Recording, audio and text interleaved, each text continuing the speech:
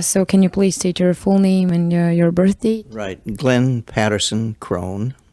And I was born May 17th, 1928. Okay, and where were you born? I was born outside of Buffalo, New York, a little bitty place, Lancaster.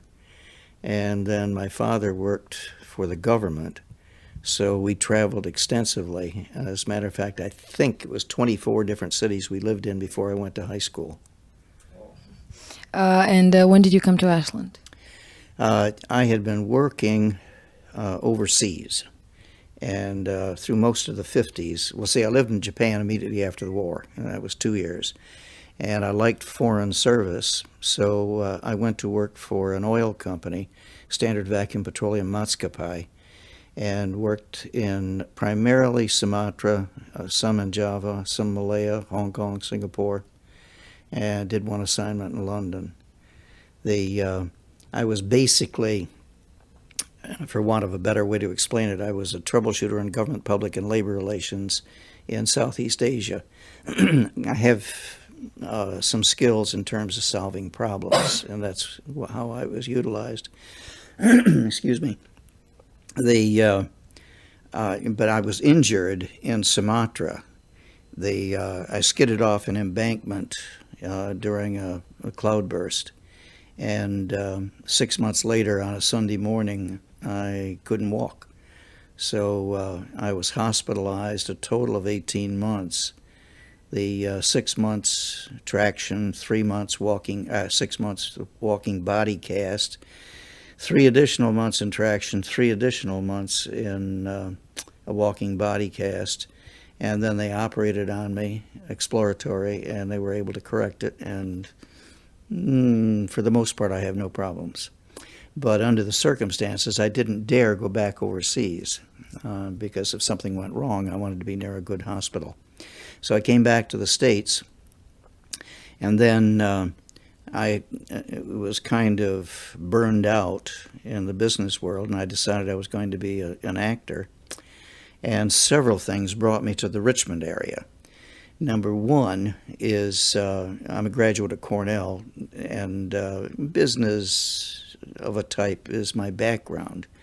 So Richmond is unique in that it's kind of insulated from financial problems. The lows aren't as low and the highs aren't as high. It's mainly because of diversification, so that was a good place to come. Second thing was I knew I wanted to get into performing, and when I was in the hospital in Singapore, there was a young lady that I was dating then who brought me a newspaper. Actually, she brought me several newspapers from the United States, and there was a picture, I will never forget it, of 2 girls, and the caption was 2 thespians working on an old tavern near Richmond, Virginia, that is going to become a theater.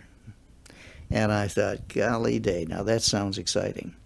So now I long since lost that. It was, I remember it clearly, it was sepia, the brownish print that's used to see in the Sunday newspapers. At any rate, that was the second thing. And then when I talked it over with my brother, he said, well, now that's a great idea because I've got a church down there. So he's a graduate of Cornell, Westminster Choir at Princeton. And so he accepted a job down here, and then I came back and settled in Richmond. Then, after Sib and I, my wife and I were married, quite honestly, there was a rape in our neighborhood, and we had the 3 little girls, and the children are my stepchildren, and we did not like the idea of the possibility of them being bothered, so we chose Ashland and moved out here. Okay, and why did you choose Ashland? Why? Well, it's a small town and historic. In driving around for weeks, we would go out on a Sunday with all the kids in the car. They hated it. But we would drive around, and of all the different neighborhoods, The ones that were set up around the railroad are the ones that we kind of liked. Bonaire over on the south side was initially was a railroad setup, and this one definitely was, with the train coming right through the center of town. So it was very intriguing. We liked the buildings; they were quite beautiful. And then I liked the idea of being near a university because, well, it's kind of neat to be able to get into a good library now and then. So you came here with your wife and your 3 kids? Five children. 3 girls, 2 boys. Okay, so what actually made Ashland so special for you? Well, the house that we found was exactly what we wanted. Okay. Big and old. Okay, so if I can ask you a little bit about your family background, what was your grandparents like and your parents? Okay, I'm Irish descent on both sides. The name Crone actually originally was probably Norwegian, and it was probably originally spelled K-R-O-H-N. Then, of course, when the Vikings started moving, that was at the the beginning of the mini ice age, which would be 793 was the invasion of Lindisfarne. And then, of course, they moved into and settled in Ireland. So the one side was the Crones, and then the other side was the Pattersons. Now, the Pattersons came from an area of, Ballipitmar, which is not too terribly far from Tara in northeastern Ireland. And Tara, historically, is the legendary Sea of Kings. O'Neill held sway there. And he's the one that forced the Irish out, the Irish chieftains. They went over to Scotland, which was sparsely populated. And then when they came back under Cromwell, they were known as the Scotch-Irish. So, and my dad, so my mother's family would be considered Shanty Irish because they were indigenous. They stayed in Ireland. My father's family, the Crones, would have been classified as Scotch-Irish because the clan was pushed over into Scotland and then came back under Cromwell. So, as far as my grandfather, on my mother's side, I don't know any of the people on my father's side. Oh, I mean, I know about the estate in Scotland that's still there and everything like that, but I have no connection with them. As far as my mother's family, my grandfather, he was the youngest of 7 children of a couple that had moved to the States. He was, I believe he was 57 when they came over. That would be my grandfather's father. And his wife was 58, a year older. So he was the youngest son. And so my grandfather was the youngest son. Nice guy, really nice guy. He ran a dairy farm outside of, or adjacent to Buffalo. And ran Holsteins and loved horses. Of course, that's traditional in Ireland almost. So Percherons are the ones that he really liked, the great big draft animals. And when I was little, he would pick me up and stand me up on top of these horses, and they were so flat and big that I could actually walk around on them. It was fun. They had a bit of an Irish accent, and my uncles used to tease him because he would be in the barn talking to the cows and the horses, and they'd say, who you talking to, George? He'd say, a damned intelligent man, by God. He was a funny guy, really nice man. Okay. What are the traditions in your family, and did you save some of them with your family and preserve them? Not really, with the exception of Christmas. Christmas has always been crucially important in my family, but an awful lot, actually, quite honestly, most of the things that we do in our family, the five children, my wife and them, is based on my wife's family. The Without going into a lot of detail, it was kind of a strange situation how my wife and I got together, and she had some difficulties that had to be taken care of in terms of a child abduction. So a lot of how things might have been were flavored by that, and quite honestly, what I tended to do was, not in a bad way, but I kind of sublimated what would have been important to me because of the situation that she had faced and we were facing together. Marriage is an incredible thing, I'll tell you. The concept of we is something that we don't give enough thought to. It's me, you, and when it really should be we. Yeah. So you mentioned that the religion is very important to you. What is the religion in your family?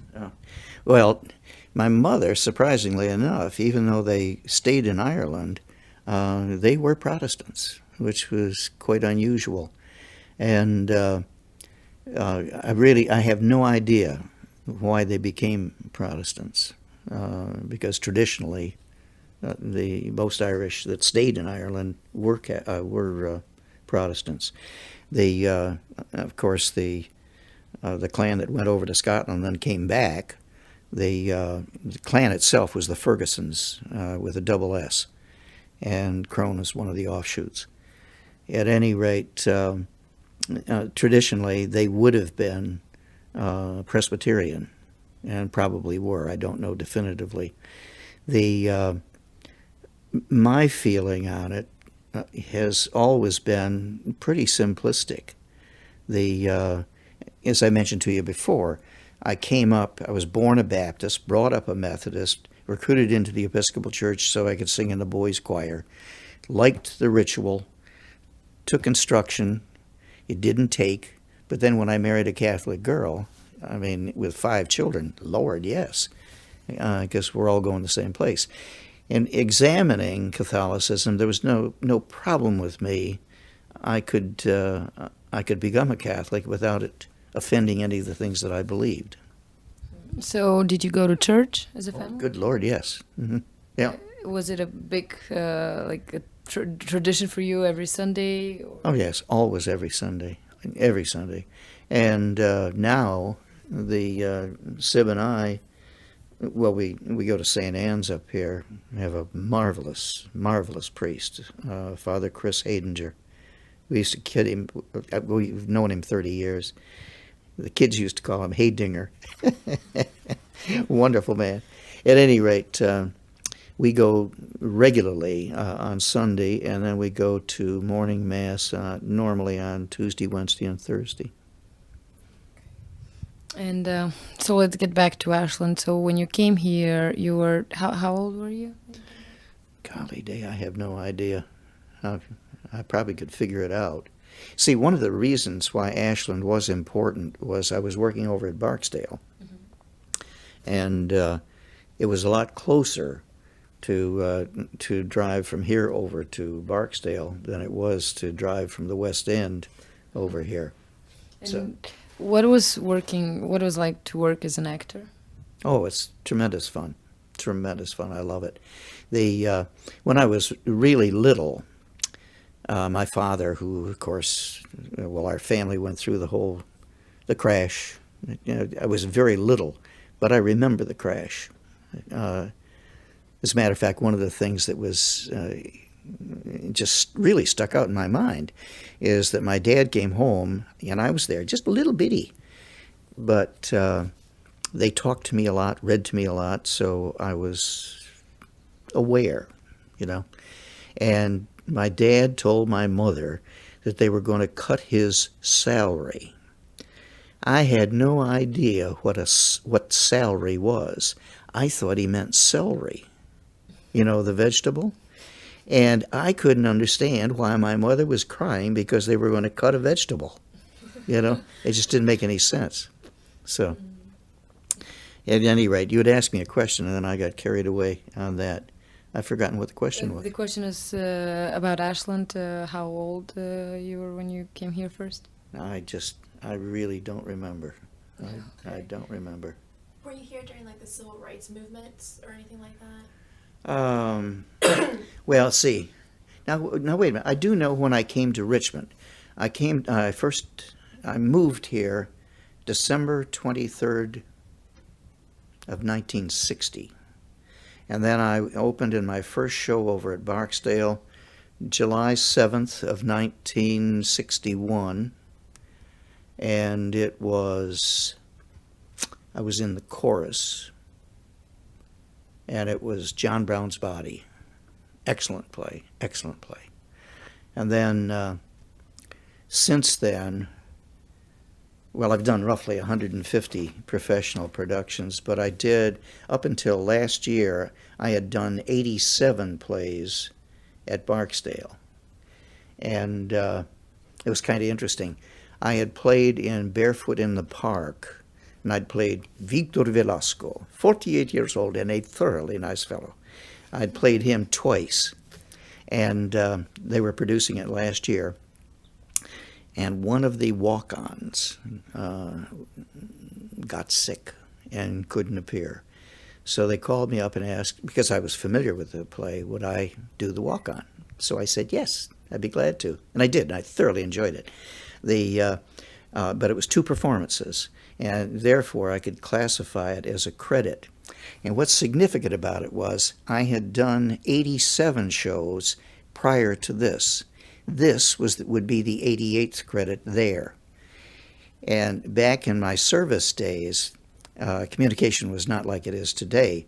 And we used to have an inside numeric code where we could communicate expressions, feelings, and things like that without everybody knowing what it meant.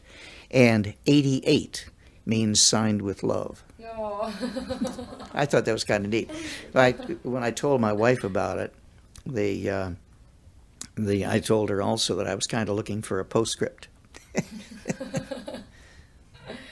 Okay, so you came to Ashland, and did you have any other jobs, or you were just acting? Yeah, initially I went to work for an organization called the Virginia Council on Health and Medical Care.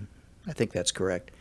They're defunct now, unfortunately, but that was headed up by a gentleman by the name of Edgar J. Fisher. The purpose of it was there were a lot of places in Greater Virginia that really didn't have adequate facilities, etc., in terms of medical care. So the Virginia Council was doing their best to recruit young doctors, some foreign, some fresh out of med school, and help them get established in these different communities around Virginia. So I went to work for them, and I was primarily a fundraiser. I traveled out to the western part of Virginia and would talk to business leaders and things like that, explain what we were doing. Face it, obviously, I have a gift of gab, and it's easy to talk, easy to communicate. So I raised a fair amount of money for them. Okay, and you mentioned this big house. Where was the house? Does it still exist? It was still there, yeah. It's on College Avenue. We looked at it in 1974. That's when our kids, I mentioned they had been abducted. They were still out of the country. And we looked at it then. It was priced at $29,000. Never forget this. And we liked it, but under the circumstances, since we didn't know where the children were and we knew they knew where we were, we didn't want to move because suppose they tried to call or something like that. Probably a groundless fear, but it was there. So we didn't do anything about it. Then we got the kids back. I've forgotten. I think it was 1974. It was 2.5 years that they were gone. And we came back up to Ashland and looked at the house. Now it was priced at $49,000, $20,000 more. We went ahead and bought it. That would have been 1978. So we lived there for 8 years, got the kids through school, and then we decided that we wanted to, I had a little health problem there, and we decided that we would open a bed and breakfast. That would be something that I could do without straining myself physically. My wife would continue in real estate because we were in real estate by that time. And so we sold the house probably 1988, and I believe we got $85,000 for it. We relisted it after the man did some work on it, and as I remember, we resold it for $135,000 in less than a year. Then, just recently, I had occasion to talk to some people that know about what has happened. An addition was put on it. It's huge, and it's 401 College Avenue, and it's worth well over $300,000 now. It's amazing how the prices have gone up. Just amazing. And how was the neighborhood back then? Oh, very nice, very nice. Well, the president of Randolph-Macon was only a block away, and his kids and my kids played together. Yeah. Oh, Ashland, that's one of the neat things about Ashland. If you look at the statistics, you see that crime is fairly high.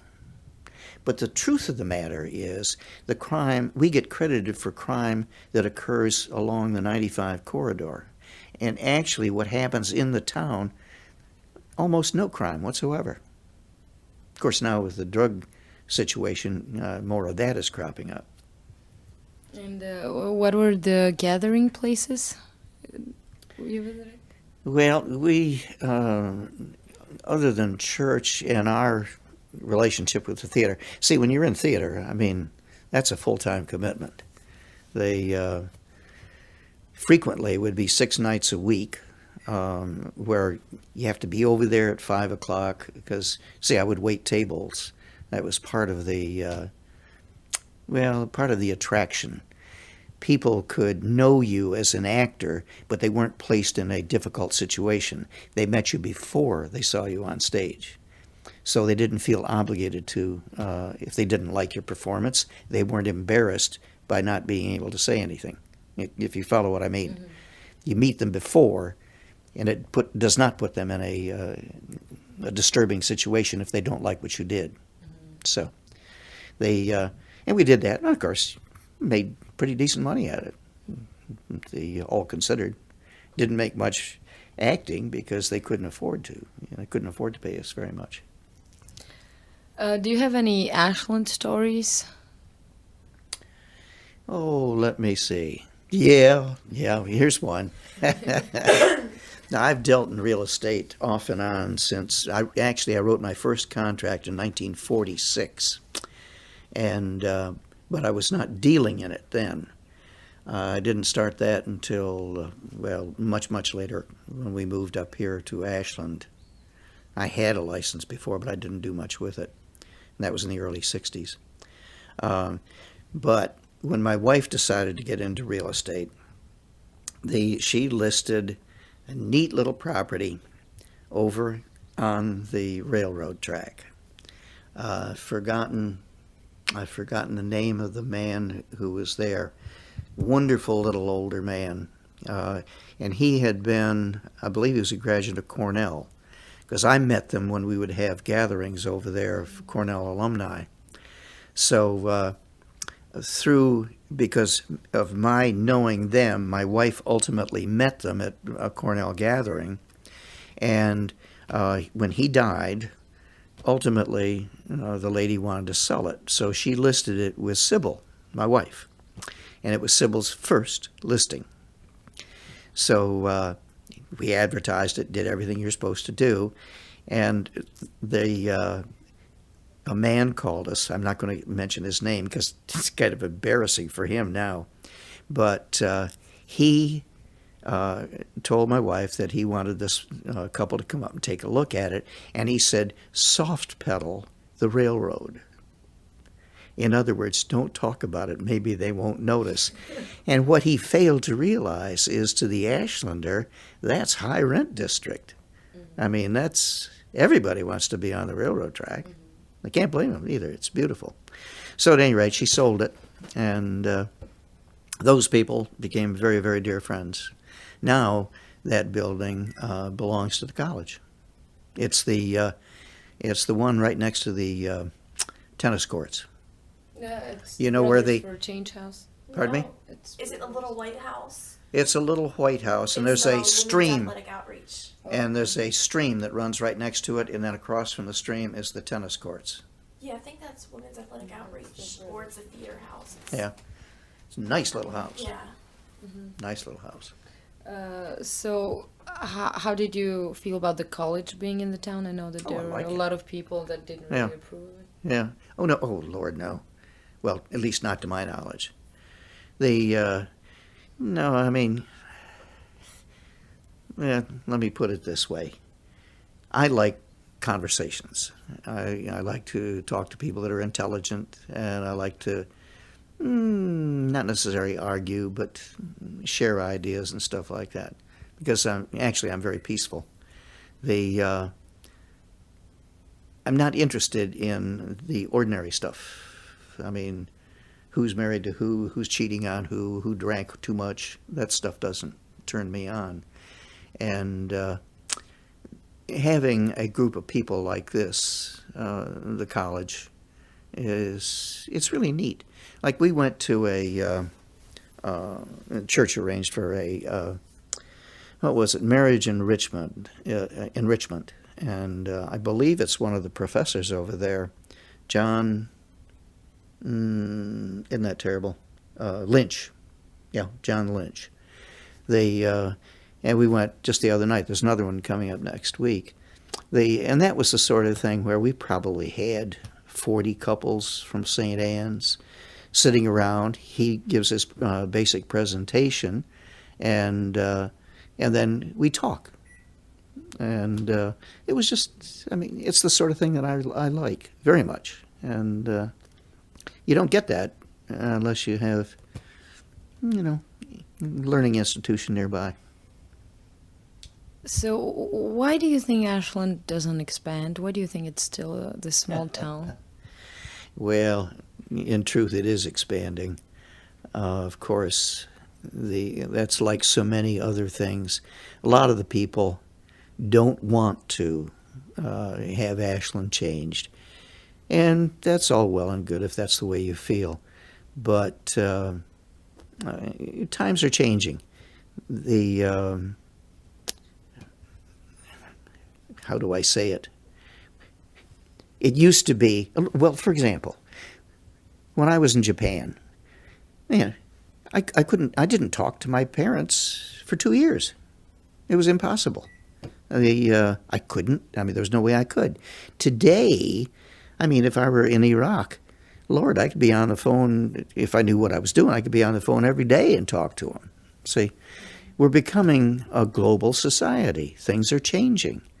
So even though you might want to not let it happen, it's going to happen, and it is happening. You just don't necessarily recognize it.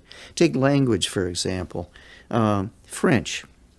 French used to be the language that you had to know for international travel. That's no longer true. And the reason for it is the purists have stunted its growth because they want to keep it the way it was. So now they don't have the words. Well, for example, the English language, the last authoritative dictionary that came out was 470,000 words. I mean, you can explain anything in English. It's amazing. How about the race issues in Ashland? I don't know that there is any. There may be, but frankly, I'm not aware of it. And well, there again, when I was in school, when I say school, I'm talking elementary school, junior high school, and even into high school. I lived in areas where there were very few black or African American or whatever you want to call them. And the ones that I remember best were the outstanding ones. The Ithaca is where I ended up going to high school, for example. And there were two black families. Let's see if I can remember the name. The one was the guy that I was in school with was a very slender black man, and the family name was one of the royalty of the kingdom that was in what is now Libya. So I have no idea. I've forgotten his name. Wonderful guy. Very intelligent. Just extremely intelligent. And fun to know. And then there was another black family, and these were big fellas, hulking, and handsome devils. But whereas the one family excelled academically, these people were the athletes. And captain of the football team, captain of the tennis, and wonderful guys. The sports type was always president of the class. See, so at any rate, I mentioned that to you. So I never had anything. There was nothing problematic about that when I was coming up. So I'm not aware. I guess maybe I'm not in tune. It may be here, but I'm not aware of it. What about the politics in Ashland? I know there was a big problem when Walmart were building. Oh, there again, it's like I mentioned about French. The Walmart, a lot of people would argue with me, and that's fine. But as far as I'm concerned, I mentioned business is my background. They do a superb job. They charge low prices, comparatively speaking, and they pay reasonable wages. And the way a business is sustainable, you take in a certain amount of money and you cover your expenses and you make a reasonable profit. Walmart is ideal. If we didn't have a Walmart, you would be paying higher prices. And so, well, a basic flaw, mankind, there is a basic flaw. And that is that you can't expect to take more out of a situation than you put into it. It will not work. That's why currently we are just drowned in indebtedness, the country. And quite honestly, we're destroying ourselves as a result. Talk about the decline and fall of the Roman Empire. We're on our way down. I don't know. Do you ever tune into YouTube? Okay, there was a really good thing on. Believe me, I'm a dinosaur. I'm not very good on this stuff, but YouTube had a wonderful thing on, entitled "Did You Know?" Here's just one statistic out of this. It's mind-boggling information. China has more children in through the high school age that are what we would consider exceptional intelligence, honor roll material, way, way up there. They have more of those than we have children in the United States at all levels. See? China and India and Brazil are three major countries that are really on the growth. And quite honestly, we are so insular, we don't even realize that we're not holding our own.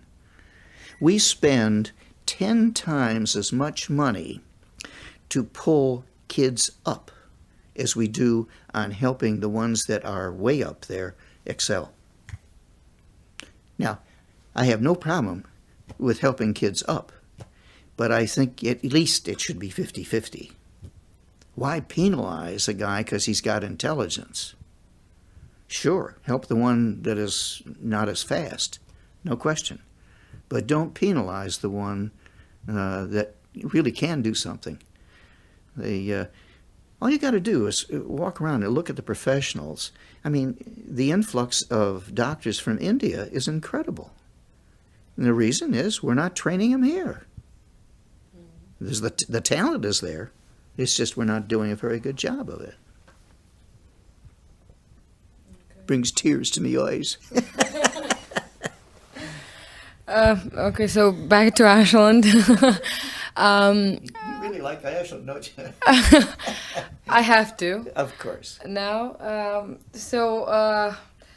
what about all the places like the Iron Horse now and the Ashland Coffee and Tea? Mm-hmm. Do they contribute to the community here? Yeah, I'm particularly interested in how the Iron Horse did what they did. They years ago, when I first was exposed to this area, any place that sold alcohol. Of course, we went through a real throes there. Initially, it was brown bagging, and then you could buy beer, and it was ABC on, ABC off, and all that sort of stuff. So a lot of ridiculous regulations, ridiculous from my point of view. At any rate, then when liquor by the drink came in, any place that could sell attracted, initially, it attracted people who, frankly, spent more than enough time in the bar. And that turned off people who like to go in and have a sociable drink. The way the Iron Horse did it, they opened up mainly as a restaurant that served alcohol. They didn't open up as a bar serving alcohol and you could buy something to eat. In other words, the emphasis was different.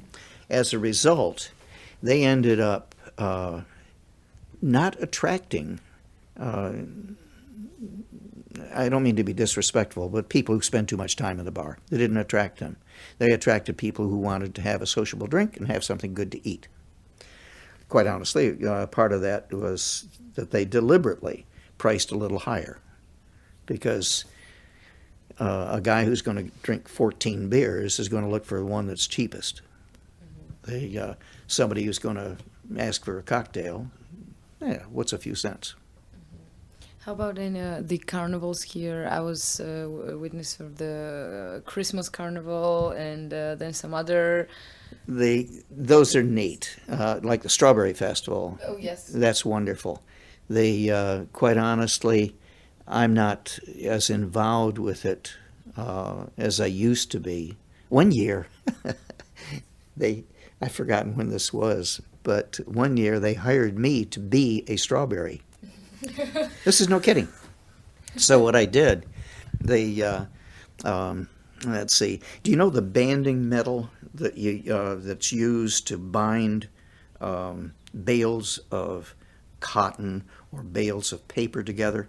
It's I'd say it's roughly a ½ inch wide. It's about the size of this kind of tape, maybe a little bit narrower, and it's real springy. Mm-hmm. So what I did is I found that, and I created a strawberry-shaped thing that I could hang around my neck. See, so the top of the strawberry would be my shoulders, mm-hmm. and then it would come down. It was kind of tight around, but loose. And then a friend of mine who built costumes for Barksdale created a strawberry cloth, and then I had a green thing that I put on my head, and I went over and walked around as a strawberry. I only did it one year. It was terribly hot, and but it was kind of fun. How about you said that you've been Santa for yeah. quite a 47 long- years. 47 years. Yeah, yeah. I started out when I was working over at Barksdale. And this is how it got started. A friend of mine was managing a place called Azalea Mall, which is on the north side, or was on the north side of Richmond. And we had a professional and semi-professional, I'm not sure what level they were, football team in the area at that point. I've forgotten the name of it. But at any rate, she had hired the linebacker to play Santa. And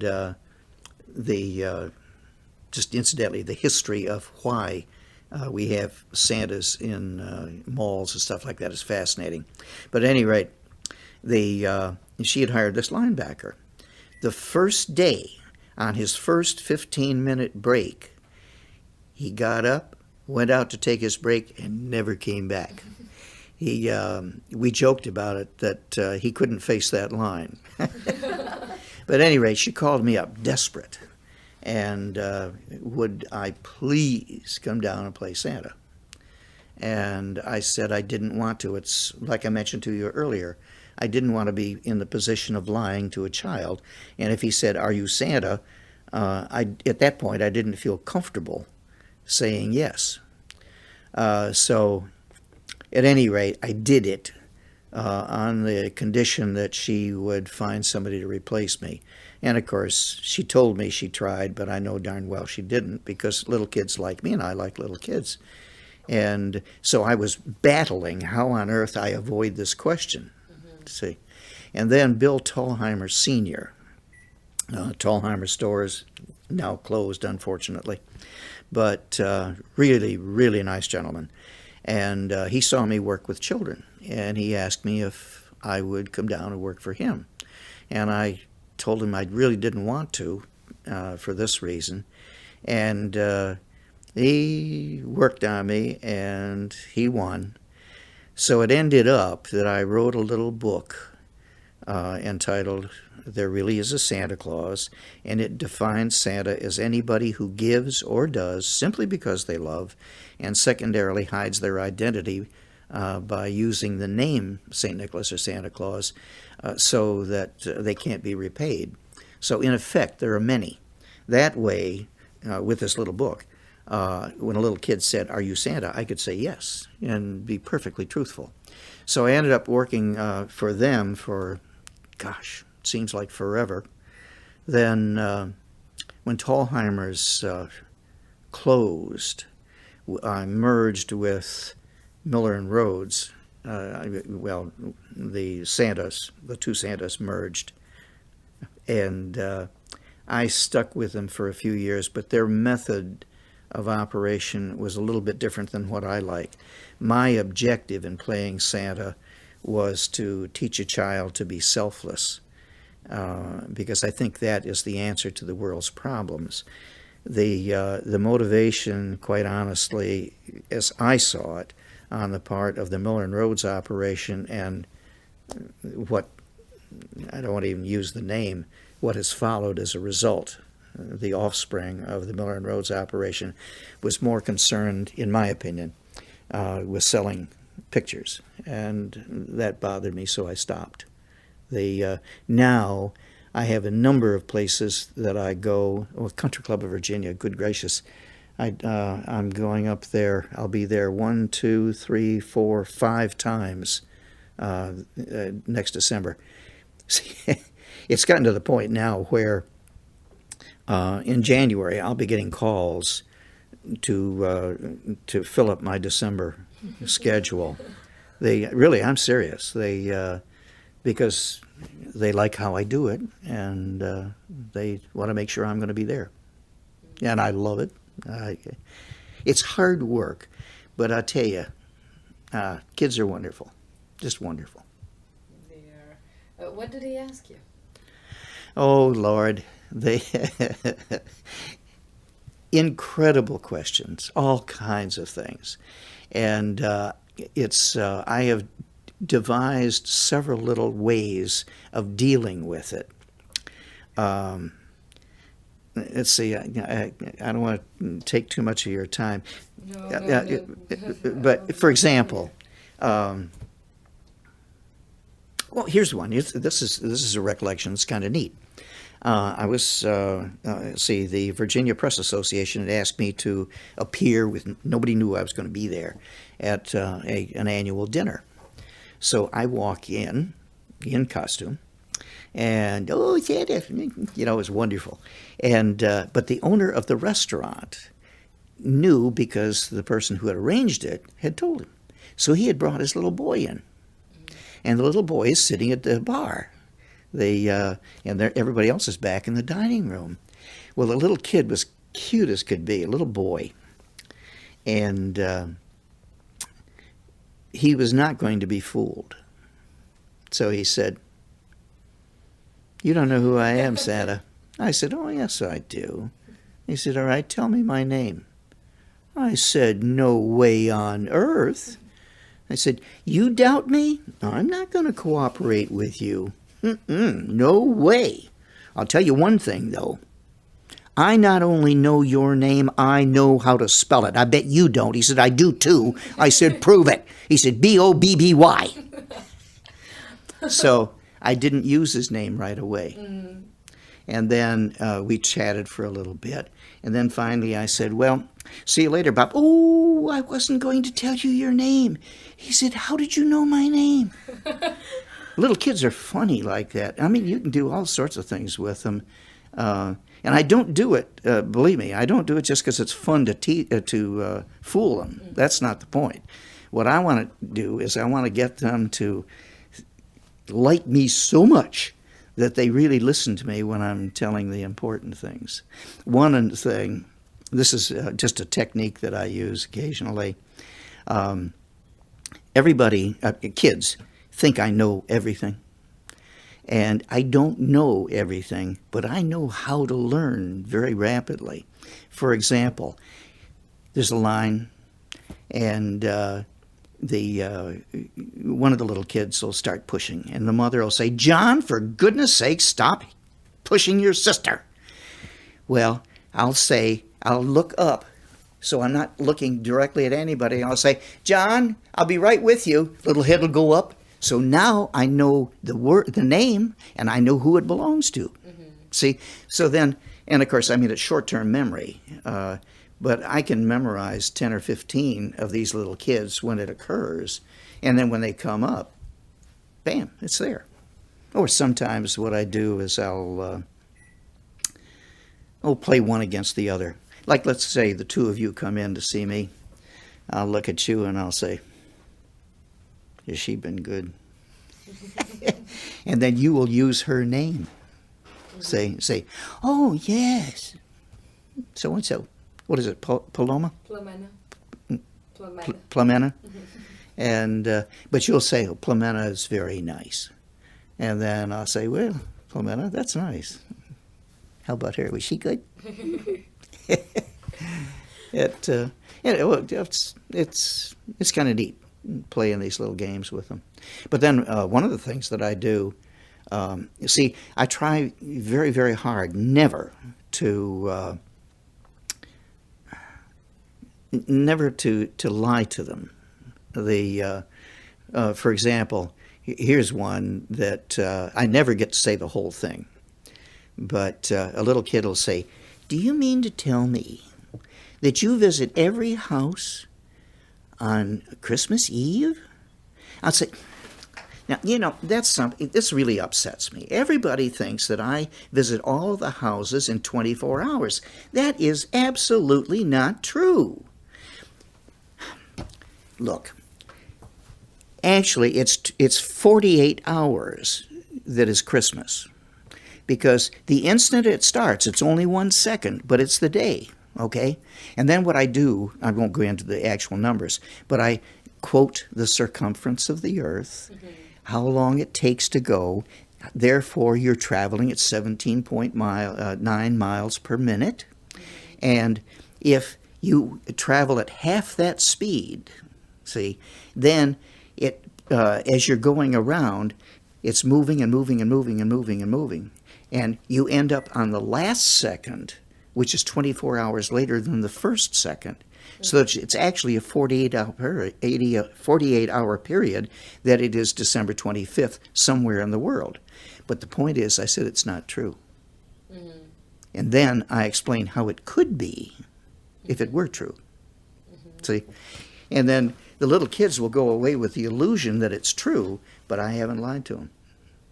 Mm-hmm. There are several things like that I, just getting to a little kid. For example, another thing too, this is kind of interesting. Some little kid, particularly in an area like this where there's deer hunting, they'll say, "How come your deer are all male?" I'd say, "Oh, they're not." "Well, they all have antlers." See, because there is only one of the rangifers, and that's deers, elk, all that sort of stuff.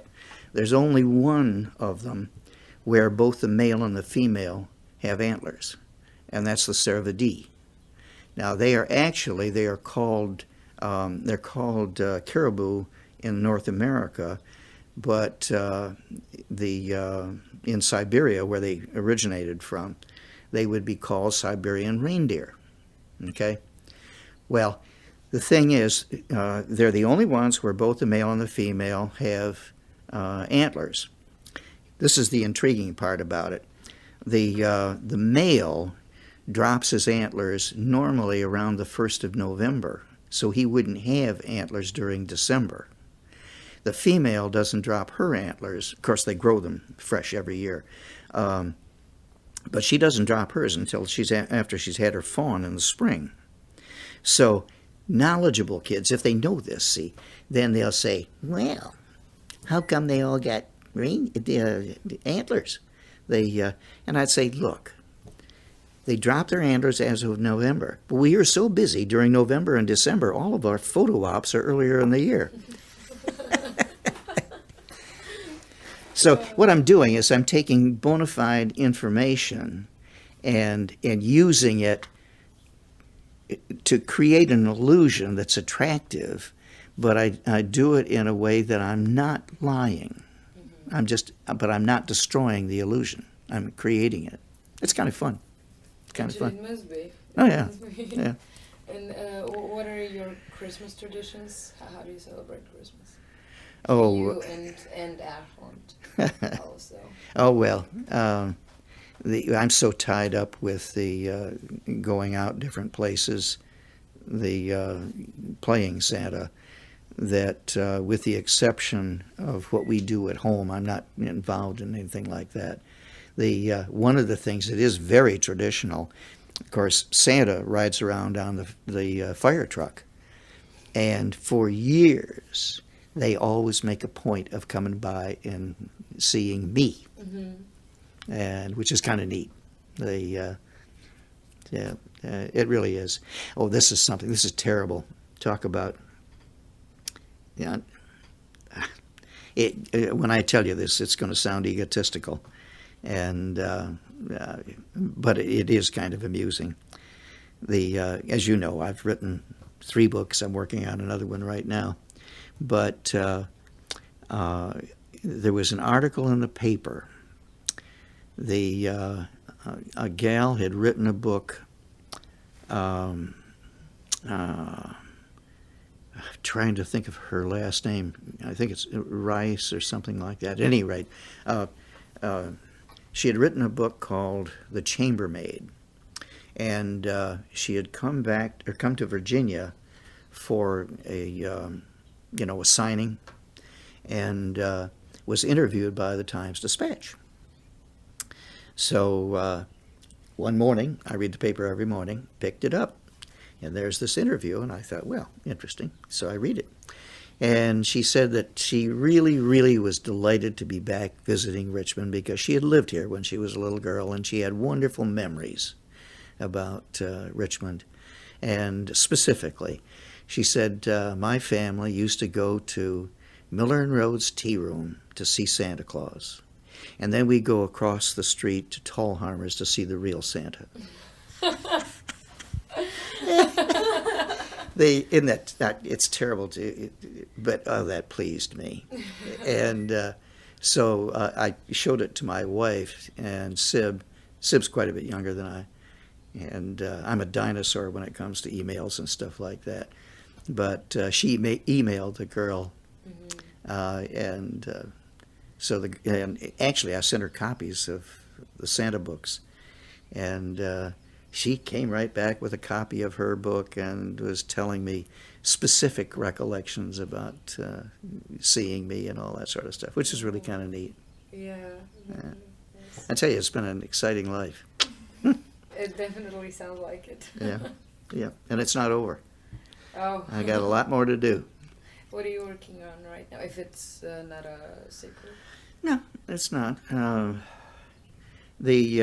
Having lived, see, I've been very exposed to Japan, very exposed to Southeast Asia as a result of this abduction. Somewhat familiar with Africa. That's where the kids were. That's where we got them back from. They were in what is now Zimbabwe. It was Rhodesia then, and wonderful country then. Mugabe has just decimated it. It's goes beyond sinful. At any rate, so I'm aware of a lot of things internationally, and I feel a great responsibility to try to do something. Sorry. Mahatma Gandhi once said,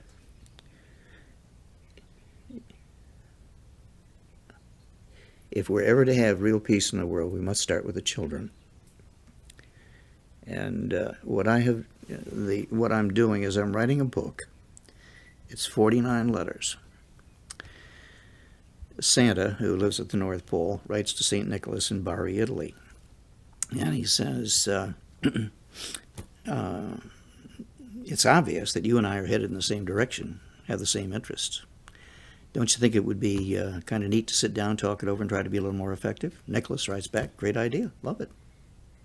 So in the course of 49 letters, what they do is they exchange background. Everybody knows about St. Nicholas. Very few people know really what happened in terms of Santa. See, Santa's a youngster. He didn't come into existence until 1653. And Nicholas, of course, is 1,667 years old. See, he was born December 6, 343. At any rate, then what they do is they discuss their objectives. And it turns out the unstated objective is identical. And that is a world at peace where every individual has an equal opportunity for fulfillment. No guarantees, just the opportunity. But they're approaching it from different points of view.